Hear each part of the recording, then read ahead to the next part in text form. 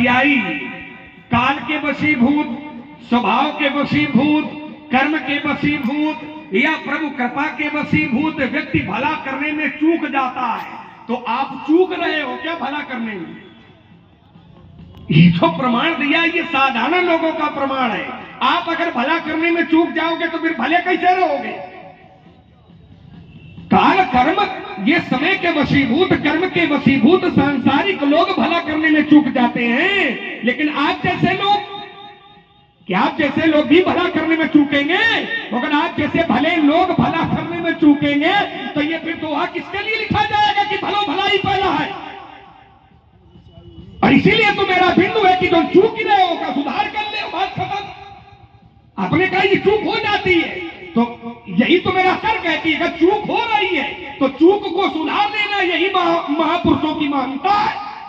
मनुष्य का शरीर है, गलती होना स्वाभाविक है।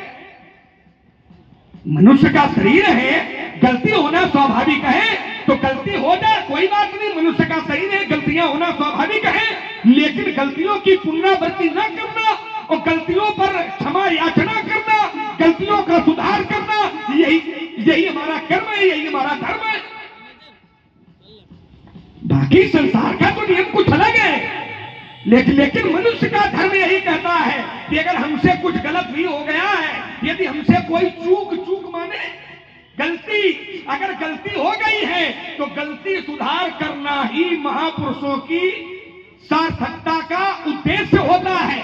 और यही मैंने कहा था कि अगर चूक हो रही है तो चूक का सुधार कर लीजिए तो समाधान अपने आप आ जाएगा। आपने कहा राजा दक्ष के यज्ञ में जो गए थे वे अच्छे गए थे। हाँ, अच्छे तो गए थे, लेकिन वहां पर राजा दक्ष का दबाव था, क्योंकि जिस समय राजा दक्ष को प्रजापति का पद मिला तो बड़ा अधिकार दक्ष जब पाना तो पूरा अभिमान, उसके अंदर अभिमान जागृत हो गया और अभिमान की पराकाष्ठा यहां तक हो गई कि उसने शंकर जी की अवमानना करने का एक निर्णय लिया और शंकर जी का अपमान करने के लिए उसने एक यज्ञ की संरचना की।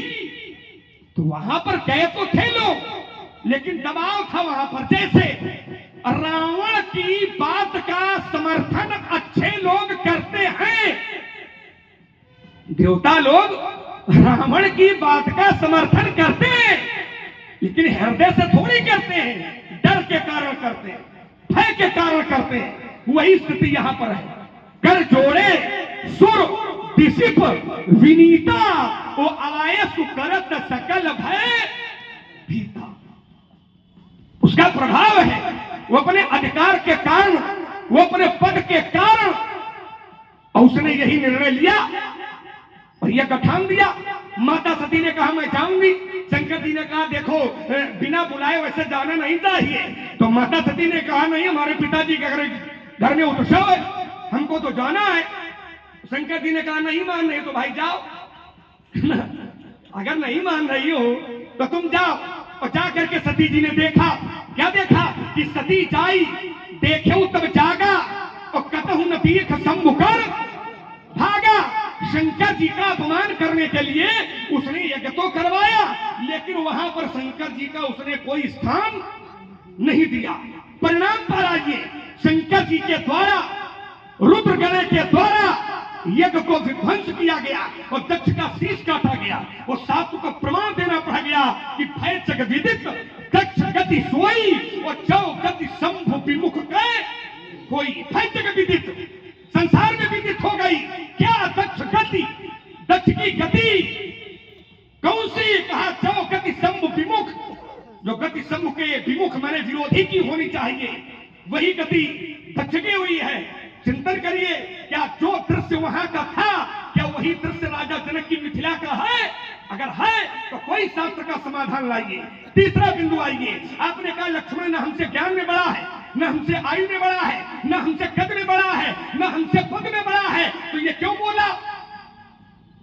बड़े हो तभी बोले, ये कोई आवश्यक नहीं है, क्योंकि ज्ञान आयु के बंधन में बंधा नहीं होता है। ज्ञान आयु के बंधन में बंधा नहीं होता है। बहुत बड़े बड़े तपस्वी जाने कितने बार तपस्या करते, जाने कितने वर्षों तक तपस्या किया करते, लेकिन परमात्मा का सानिध्य, परमात्मा की कृपा, परमात्मा का स्थान उन्हें प्राप्त नहीं हो पाता, जो महाराजा ध्रुव को केवल 5 वर्ष में प्राप्त हो गया। बड़े बड़े तपस्वी तपस्या किया करते हैं ही, लेकिन अंतराम कहीं आवत नहीं। लेकिन वहीं पर ध्रुव महाराज को देख लीजिए, केवल 5 साल की अवस्था में परमात्मा की गोद में बैठने का अवसर प्राप्त हुआ। तो आयु से उसकी प्रतिभा को बांधना हमें लगता है ये अन्याय हो जाएगा। आयु से व्यक्ति की प्रतिभा का आकलन नहीं करना चाहिए। बहुत ऐसे आयु वृद्ध हैं, बहुत ऐसे जिनकी आयु बहुत ज्यादा है, लेकिन बुद्धि बच्चन वाली नहीं है। अब बहुत ऐसे बच्चा है हमारी तरह, बुद्धि ठीक है। आप कहते हो रेनक बालक कालवश, बोलत तो इन संहार, रे राजा कर लगे तू काल के वश में हो गया है, संभाल करके नहीं बोल रहा। एक बात बता दे महाराज, ये लक्ष्मण है और लक्ष्मण कभी काल के वश में होने वाला नहीं है। मेरे लिए शास्त्र का उद्घोष है कि कौशले सुसुक लक्ष्मण रामा और कालहु जीति सके संग्रामा धनुहि समत्रिपुरार्धम। इस परिप्रेक्ष्य में हे विप्रदेवता, मेरा केवल इतना कहना है कि हमारे जाना और सुनो देव सब धनुष संभालना। अपने द्वितीय वक्तव्य की श्रृंखला के अंतर्गत अपने तर्क की उपस्थित कराने वाले सुमित्रानंदन राजपाल लक्ष्मण की वाणी को विज्ञ सिविज्ञ कोविज्ञ प्रविज्ञ विद्युत वरेण्य मनीषी लोगों के द्वारा सुना गया। और ऐसा मेरा मानना है, सुना ही नहीं गया, अभी तो हृदय में गुना भी गया। अध्ययन की कमी है, अध्येता बना। तुम्हारे द्वारा कहा गया कि महाराज ज्ञान आयु में नहीं बंधा है, ज्ञान आयु में बंधा है, अध्ययन करो। यहीं के गुरु अष्टावक्र 8 जगह से टेढ़े क्यों हुए? क्यों टेढ़े हुए 8 जगह से? क्योंकि उनके पिता कहोड़ ने उनको श्राप दिया। क्यों श्राप दिया? क्योंकि जब अष्टावक्र अपनी मां के गर्भ में थे, तब उनके पिता कहोड़ वेद मंत्र की ऋचाओं का पाठ कर रहे थे। तब गर्भ में रहते हुए अष्टावक्र बालक ने अपने पिता को कहा, हे पिता, आप जिस ऋचा का पाठ कर रहे हैं वो ऋचा अशुद्ध है। तब पिता ने श्राप दिया कि अभी गर्भ से बाहर नहीं निकला, मुझको ज्ञान देता है, मैं तुझको श्राप देता हूं, तू 8 जगह से टेढ़ा हो जाएगा। दे तो बालक सही ज्ञान रहा था पिता को, लेकिन पिता ने श्राप क्या दिया? 8 जगह से टेढ़ा हो जाएगा। ज्ञान सही था, पिता का सुधार था, लेकिन पिता ने क्या किया? वंदना की क्या कि नहीं पुत्र धन्य है, तुमने हमको ज्ञान दे दिया, हम सही दिशा में चले गए ना। तुम उस योग्य नहीं हो तो मत दो, उस योग्य जो होगा वो देगा। दूसरा प्रमाण नचिकेता का। नचिकेता के पिता का क्या नाम था? वाजस्रवा। क्या नाम था? वाजस्रवा। वाजस्रवा एक यज्ञ कर रहे थे, विश्वजित यज्ञ। विश्वजित यज्ञ में संपूर्ण दान दिया जाता है, गौओं का दान कर रहे थे, लेकिन जो गौएं दान कर रहे थे वह न दूध देती थी और न ही वो शरीर से हृष्ट पुष्ट थी। तब बालक ने अपने पिता से कहा, हे पिता, आपने मेरा दान किसको दिया? तब पिता ने क्रोध में आकर कहा, जाओ, मैंने तुझको यम को दान दिया। तब यम गीता हुई। छोटा था, पिता को उपदेश दिया, लेकिन यम के पास जाना पड़ा। ठीक है, तो ये दोनों बातें हमारी इनके ऊपर आई, जो इन्होंने कहा कि आयु ज्ञान से नहीं संबंधित है ना। और आपने कहा कि महाराज क्या आपसे चूक हो रही है क्या? हमने एक सूत्र दिया था, काल स्वभाव कर्म बरियाई, भले प्रकृति बस चुकई भलाई। भले व्यक्ति भी प्रकृति के वशीभूत होकर के चूक कर जाते हैं। ये मैंने सूत्र का उत्तर सूत्र से दिया था। सूत्र तो मेरे ऊपर वो भी नहीं लग रहा जो तुम लगा रहे हो। भलो भलाई पहलाई लहाई निचाई नीच, क्या ये सूत्र लग रहा है? हम क्या कोई नीचता का कार्य कर रहे हैं क्या? लहाई निचाई नीच ना, तुमको नहीं समझ में आ रहा है। समस्या ये है, तुमने बताया राजा दक्ष के दबाव में थे वो लोग। अच्छा व्यक्ति दबाव में नहीं आता है, अच्छा व्यक्ति केवल न्याय और धर्म की बात करता है। जैसे हमारे गुरु जी हैं भगवान शंकर, लेकिन उन्होंने हमको एक अंकित आज्ञा दी, हमने कहा नहीं करेंगे। तो गुरु जी ने कहा युद्ध करना पड़ेगा, हमने कहा करेंगे युद्ध। और युद्ध किया अपने गुरु जी से, और गुरुदेव के ऊपर मैंने परस का प्रहार किया, तो मेरे गुरुदेव का एक नाम पड़ा खंड परस। हम दबाव में नहीं आ गए शंकर जी के, हमारे गुरु हैं, आ जाते ना। हम न्याय के दबाव में रहेंगे, जहां धर्म रहेगा उसके दबाव में रहेंगे, क्योंकि धर्मो धर्मति रक्षिता, धर्म की रक्षा जब हम करेंगे तब धर्म हमारी रक्षा करेगा। अगर गुरु जी के दबाव में आ जाते तो गुरु जी हमको श्राप दे देते, क्योंकि गुरु जी मेरी परीक्षा ले रहे थे। इसीलिए दबाव मानो तो धर्म का मानो। अगर दबाव वहां दक्ष के यज्ञ में था तो निसंदेह दबाव यहां भी होगा, क्योंकि यहां धनुष तोड़ने वाले को लोगों ने प्रभु माना है। प्रभु दो चाप खंड मई डाले, यहाँ के लोगों ने प्रभु माना है। और शास्त्र कहता है 9 लोगों का विरोध नहीं करना चाहिए। शस्त्री मणि प्रभु सठ धनी वैद बंदी कवि भानक गुनी नवई विरोधे नहीं कल्याणा। इन 9 लोगों में प्रभु भी आता है, और यहाँ के लोगों ने धनुष तोड़ने वाले को प्रभु माना है। तो मुझको लगता है ये लोग भी दबाव में। और भार्गव महाराज सुनो देव सब धनुष समाना। लक्ष्मण की दृष्टि में सभी धनुष समान हैं, सभी धनुष आकृति में समान हो सकते हैं, देखने में समान हो सकते हैं, लेकिन समान नहीं है। जैसे देने को तो गाय भी दूध देती है और भैंस भी देती है? लेकिन गाय को माता कहा जाता है, लेकिन भैंस को किसी ने कहा माता? अरे माता ना कहो मुंह ही गई देखो। तो गुण एक होने पर समानता नहीं की जा सकती है। कौवा कौवा रहेगा और गरुड़ गरुड़ रहेगा। इसलिए वो धनुइया साधारण थी, ये शिव जी का धनुष था। आपका चिंतन रहा, इसके लिए साधुवाद। एक छोटा सा निवेदन है कि बिंदु जांचे बिंदु, लेकिन व्यक्तित्व जांचे नहीं। आपने एक शब्द प्रयोग किया, बोले ज्ञान की कमी है ना? तो इसके लिए मैं स्वीकार भी कर लूंगा, ज्ञान की कमी, कोई भी कितना बड़ा ज्ञानी हो उसमें कमी ही है। जब से पैदा हुआ है तब से मर जाएगा सीखते सीखते, लेकिन फिर भी कुछ न कुछ ऐसा मरते मर जाएगा, लेकिन फिर भी कुछ न कुछ ऐसा रह जाएगा जो वो कभी सीख नहीं पाएगा, क्योंकि ज्ञान की कोई सीमा नहीं है और ज्ञान की आज तक कोई था भी ले नहीं पाया है, कोई भी हो। अब आइए हमारे आज का जो बिंदु चल रहा था उस पर थोड़ा एक एक नजर डाले लेते हैं। हमने कहा था कि जो ज्ञान है वो आयु की में बंधा हुआ नहीं है। पंडित जी ने कहा नहीं, बोले अष्टावक्र जी थे और वो अर्थ कैसे टेढ़े हुए थे, ये क्यों हुए थे? अब ये जो कथा आपने बताई है हमारी बात का समर्थन कर रही है कि कथा विरोध कर रही है? तो आपने कथा सुनाई है कि उनके पिताजी वेद मंत्र पढ़ रहे थे, वो अष्टावक्र जी गर्भ में थे। अब वो अशुद्ध पढ़ रहे थे तो गर्भ से कहा कि नहीं आप अशुद्ध पढ़ रहे हो, तो ये क्या दर्शा रहा? ज्ञान आयु की प्रतिभा में बंधा हुआ है कि ज्ञान स्वतंत्र है, आयु भी नहीं है, गर्भ में। अब पिताजी वेद मंत्र पढ़ रहे हैं और अष्टावक्र जी कह रहे हैं कि आप गलत पढ़ रहे हो, ये क्या है? इसलिए मैंने कहा था ज्ञान आयु में बंधा हुआ नहीं है, गर्भ में है और गर्भ से बोल रहा है। अब पिताजी वेद मंत्र पढ़ रहे, तो पिताजी की उम्र और लड़का में पैदा नहीं भा है धरती में, तो की कौनी उम्र नहीं है, लेकिन ज्ञान कहां है?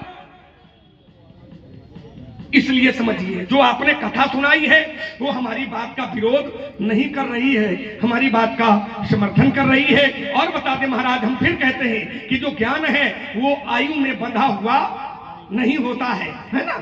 ज्ञान स्वतंत्र होता है। अब ये तो व्यक्ति की पहुंच है, व्यक्ति की बुद्धि पर केंद्रित है। जो जितना अच्छे मन से अध्ययन करेगा उसी को गुरुजनों की कृपा से, संत महापुरुषों के आशीर्वाद से, भगवत कृपा से उसको अर्जन होगा, अर्जित करेगा।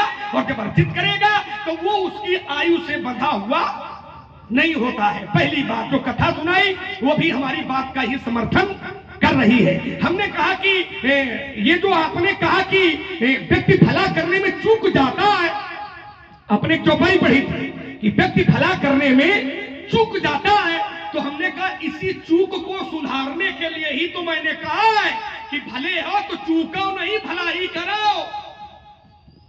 आपने कहा कि कर्म बस, काल बस, ईश्वर प्रकृति बस ये चूक हो जाती है, तो इसीलिए तो मैंने कहा था कि चूक करो ना, चूकेगा चूक जाओगे तो फिर पश्चाताप के अलावा कुछ बचने वाला नहीं है।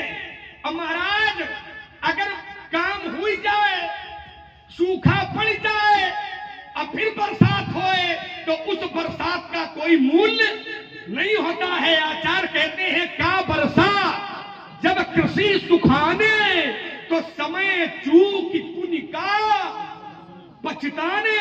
समय निकल गया और फिर बाद में पश्चाताप करो तो पश्चाताप करने का भी कोई उद्देश्य ठीक नहीं होता है। तो आपने कहा ये चूक हो जाती है, तुमने कहा चूक हुई काहे रही है, का सुधार कर लो ना। चूक होना ये कोई बड़ी बात नहीं है, हम सब लोग संसार में है, कोनो भगवान नहीं है।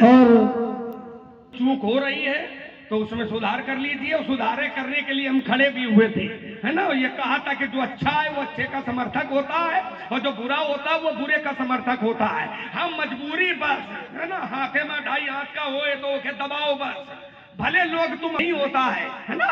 तो अगर चूक हो रही हो तो इस चूक को सुधार कर लीजिए। आपने कहा क्या ये दुआ मेरे ऊपर लगेगा, काहे नहीं लगेगा। आपने कहा हम क्या कोई नीच काम कर रहे हैं का, तो अब यह तो हमने कही कि आप नीच काम कर रहे हो, आप खुद सोच लो कि कितना नीको कर रहे हो का। आपने कहा क्या हम नीच काम कर रहे हैं, हम नहीं कहेंगे, लेकिन काम आपका कैसा है ये आप सोच लो। क्योंकि शास्त्र कहता है कि सबसे अच्छा कर्म कौन सा है, का सबसे अच्छा कर्म है परोपकार, परहित सरिस धर्म नहीं भाई। ये सबसे अच्छा कर्म है परोपकार, कि व्यक्ति करता है कर्म लेकिन कर्म इतना पवित्र है कि उसका कर्म बन जाता है धर्म। तो सबसे अच्छा कर्म है परोपकार और सबसे बुरा कर्म परहित सरिस धर्म नहीं भाई। ये सबसे अच्छा कर्म है और सबसे बुरा कर्म है पर पीड़ा सम नहीं अधमाई। दूसरे को पीड़ा पहुंचाना, दूसरे को कष्ट पहुंचाना, इससे बढ़ करके अधमाई। अधमाई माने निम्न कोटि का। तो परशुराम जी का जो कर्म है, परशुराम जी का जो व्यवहार है, वो पीड़ा देने वाला है कि प्रसन्नता देने वाला है। परशुराम जी का जो व्यवहार है, जो कर्म है, वो पीड़ा देने वाला है कि प्रसन्नता देने वाला है। तो मैं नहीं कहूंगा, बाकी आप सोच लो कि हमारा कर्म कैसा है, अच्छा है कि बुरा है। और शास्त्र के अनुसार हम आप लड़ेंगे। शास्त्र के अनुसार कोई जमीनी विवाद नहीं है हमारा आपका, कोई जमीनी झगड़ा नहीं है हमारा आपका, शब्द की लड़ाई है। और शब्द की लड़ाई में हम ये नहीं कहेंगे कि आपका कर्म निम्न कोटि का है, लेकिन शास्त्र कह रहा है कि पर पीड़ा सम नहीं अधमाई।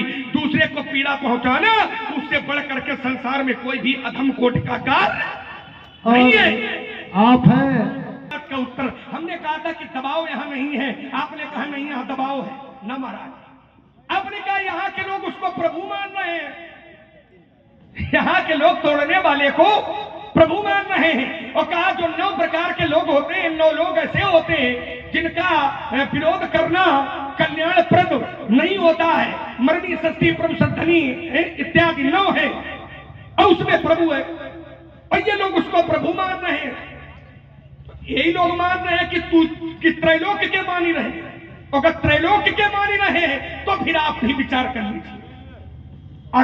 अगर केवल मिथिला के लोग उसको प्रभु मान रहे हैं तो मेरी कोई टिप्पणी नहीं है, लेकिन अगर त्रैलोक्य के लोग उसको प्रभु मान रहे हैं तो त्रैलोक्य के लोग अगर प्रभु मान रहे हैं तो परशुराम जी को भी स्वस्थ मस्तिष्क से एक बार विचार करने की आवश्यकता है।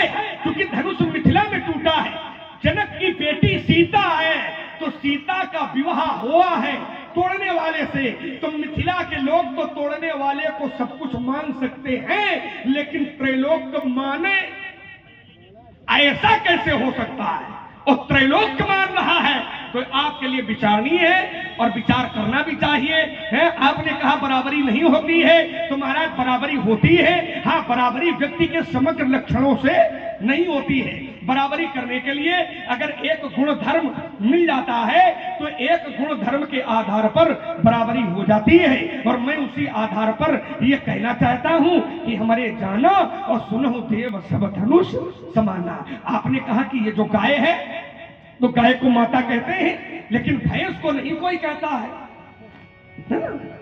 भैंस को कोई माता नहीं कहता है। अब देखो गाय है तो गाय को लोग माता कहते हैं, लेकिन गायों में भी गायों के प्रकार अलग हैं। कामधेनु अलग है, नंदनी अलग है। वो वशिष्ठ जी के यहाँ कामधेनु देवताओं की गाय, आपके आश्रम में सहस्त्रबाहु अर्जुन इत्यादि सब आप तो कथा जानते हो, फरसा चला वो तो जानत का तो कामधेनु और गाय, सब गाय कामधेनु नहीं हो सकती हैं, ध्यान देना, सब गायें कामधेनु नहीं हो सकती हैं, लेकिन जैसे कामधेनु गाय हमारी माता है वैसे ही सब गायें हमारी माता और हो सकती है। तो बराबरी करने के लिए भैंस की जरूरत न पड़ा, गाही गाही पर लड़ाओ, गाय और बैल। और आप हैं मनोज जी। लक्ष्मण के मध्य में जो वार्ता है, निवेदन ये रहेगा कि जो शब्द आवे उन्हीं पर चर्चा हो। जैसे हमने ये नहीं कहा था कि ज्ञान की कमी है, हमने कहा था अध्ययन की कमी है। शब्द बदल जाएंगे तो अर्थ बदल जाएगा। अध्ययन की कमी हो सकती है, ज्ञान की कमी हमने नहीं कहा। जहां तक तुम्हारा अध्ययन है वहां तक तुम्हारा ज्ञान है, लेकिन तुमको संपूर्ण अध्ययन नहीं है। अब तुमने कहा महाराज आपने जो कथा सुनाई उसमें हमारा ही पुष्टिकरण हो रहा है, ईमानदारी से बताओ इनका पुष्टिकरण हो रहा है। पुष्टिकरण तब होता जिस समय अष्टावक्र ने पिता को ज्ञान दिया था और पिता अनुमोदन करते कि नहीं बेटा मैं गलत था, तुमने सही किया। पुष्टिकरण तब होता।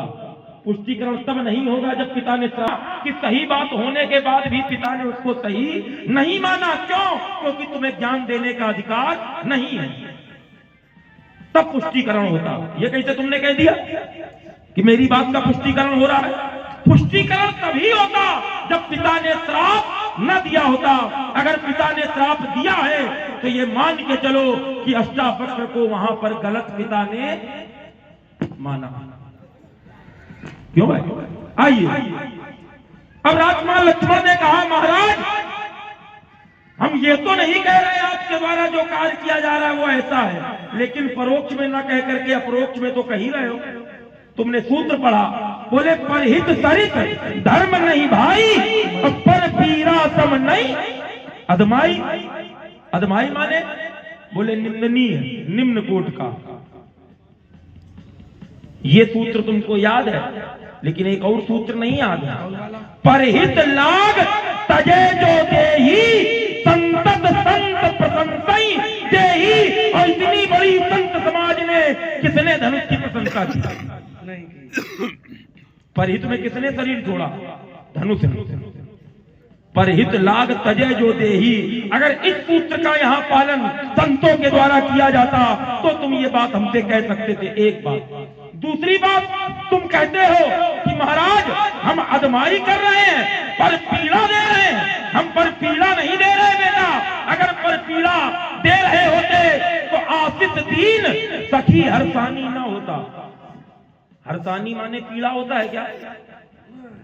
आशिष दीन सखी और हरसानी। हमारे बीच में हमारे प्रिय भाई जो खाटू श्याम जी का प्रतिनिधित्व कर रहे हैं, आपने भी श्री लक्ष्मण जी के गांव के माध्यम से मैं व्यासपीठ से आपको धन्यवाद ज्ञापित करता हूँ। अगर हम अदमाई कर रहे होते तो अब एक खलुबाई कर रहे होते तो आशित दीन सखी हरसानी नहीं। यहाँ पर हमारे द्वारा अदमाई नहीं की जा रही है। हमारे द्वारा यहाँ कार्य जो किया जा रहा है वो शुद्ध बुद्ध प्रबुद्ध होकर के एकाग्र चित्त होकर के किया जा रहा है। जैसे मन पछतात महतारी, लेकिन आगे क्या कहा गया? परशुराम ने बात बिगाड़ी कि विधि अब सबरी बात बिगाड़ी। यहाँ बात परशुराम बिगाड़ रहे हैं कि विधि बिगाड़ रहे हैं? तो हानि लाभ जीवन मरण यश अपयश विधि।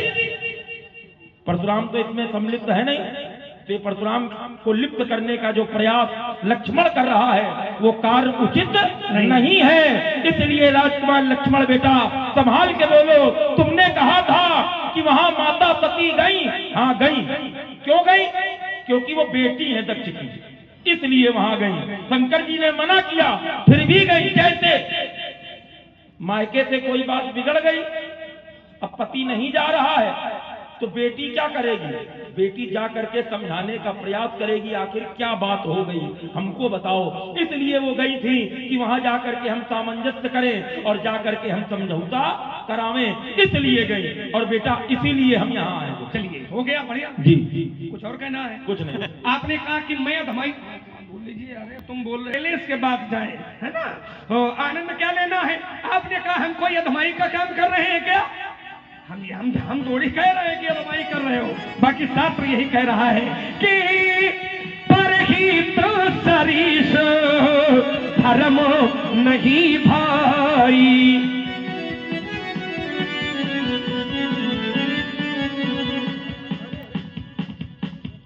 ये देखो इसीलिए हारमोनियम अच्छी होती है परहित सरीस धर्म नहीं भाई अपर पीड़ा शम नहीं अधमाई आपने कहा क्या मैं अधमाई का काम कर रहा हूं तो शास्त्र तो यही कह रहा है कि आप जो कर रहे हो वो अधमाई का काम कर रहे हो क्योंकि दूसरे को पीड़ा देना और जिस समय आपने राजा जनक से कहा कि पेगी दिखावो मूढ़ न तो आजू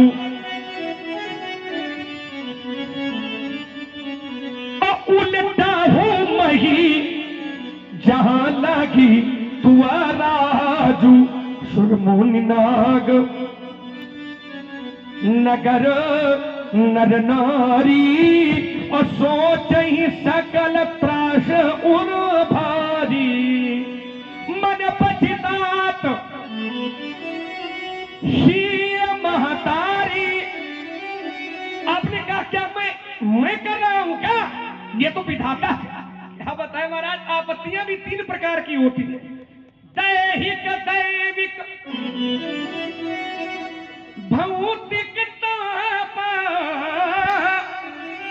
इसका सीधा सा उत्तर करूंगा जैसे कृषक है कृषक ने फसल बोई ये जो आपत्ति है ये देवताओं के द्वारा मतलब ईश्वर प्रदत्त नहीं है और ये शारीरिक आपत्ति नहीं है ये जो आपत्ति है ये भौतिक मतलब आपके द्वारा दी गई आपत्ति है ये ईश्वर के द्वारा दी गई आपत्ति नहीं है जैसे कृषक है कृषक ने कोई फसल बोई फसल पक करके तैयार हुई अब फसल पक करके जब तैयार हुई तो अचानक ओला गिर जाए अचानक ओला वृष्टि हो जाए और ओला वृष्टि हुई अब फसल नष्ट हो गई तो इस पर किसी का कोई दोष नहीं है लेकिन पककर फसल पककर के खड़ी हो और मान लो को आग ही लगा दे तब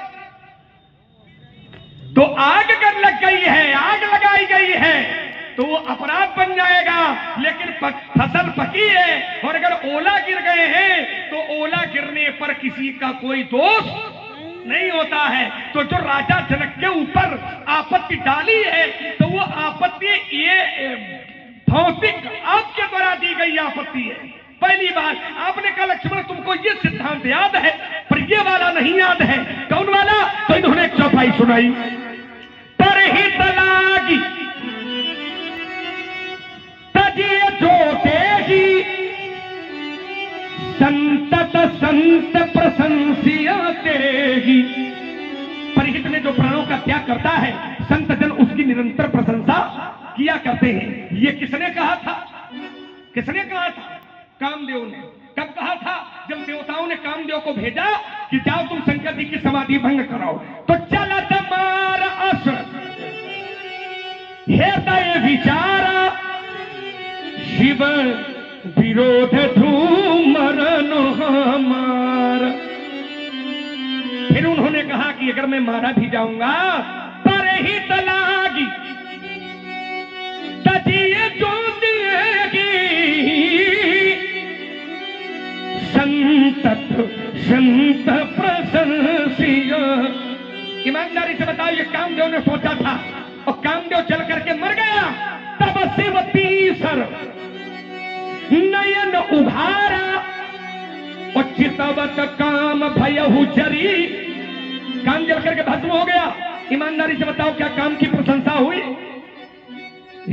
ये सिद्धांत काम का बनाया हुआ था और कामदेव मार दिया गया तब शिवतीशर नयन उघारा और चितवत काम भयहु जरी कामदेव चल करके भस्म हो गया क्या कामदेव की किसी ने प्रशंसा की नहीं की क्यों नहीं की आइए राजकुमार लक्ष्मण ने जो हमने पहला फंदा डाला उससे बच के निकला बोले महाराज नहीं, अजमाई तो है।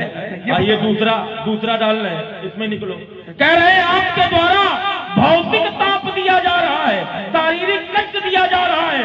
आइए उत्तर करता हूं कि भौतिक ताप दिया जा रहा है कि भौतिक ताप से बचाया जा रहा है। जिस समय परशुराम का आगमन नहीं हुआ था, इसको बढ़ाओ बेटा, थोड़ा बढ़ाओ, हम इनको बढ़ाएं, तुम इसको बढ़ाओ, हम बड़े बढ़ाए। आइए, जिस समय परशुराम का आगमन नहीं हुआ था, उस समय यहाँ क्या हो रहा था? तो बताया क्या? ले छुड़ाए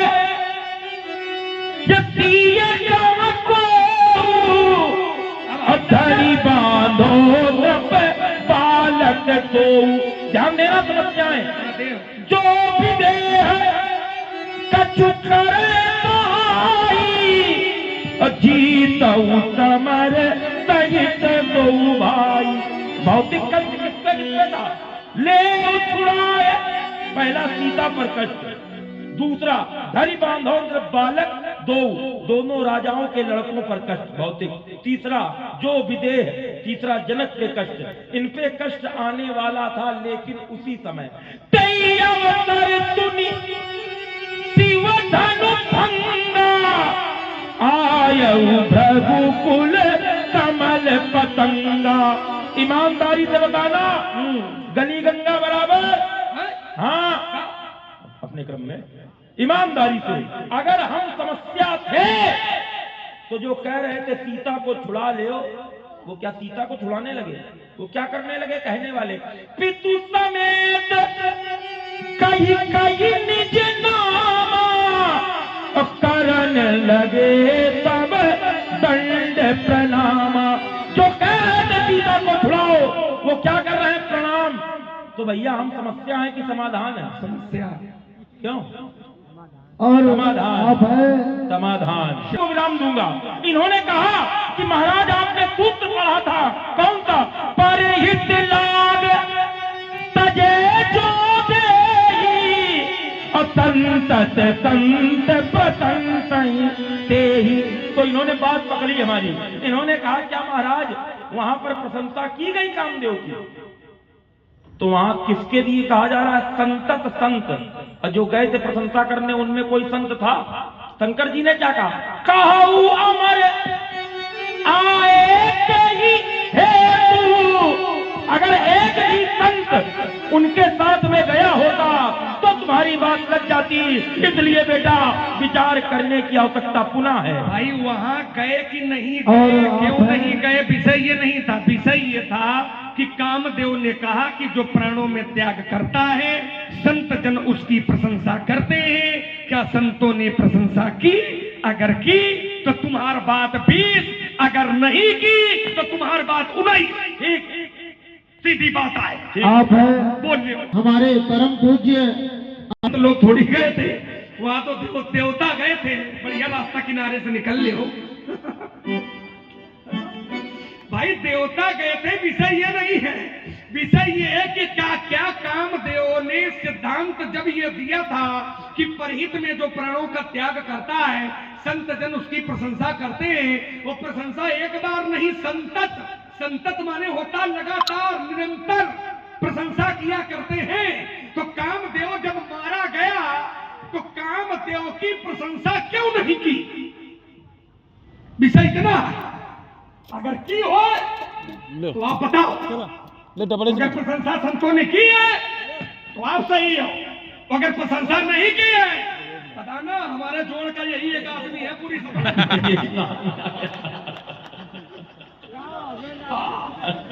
हल्के में लिए है का? नहीं। तो कामदेव की प्रशंसा किसी ने नहीं की। देखिए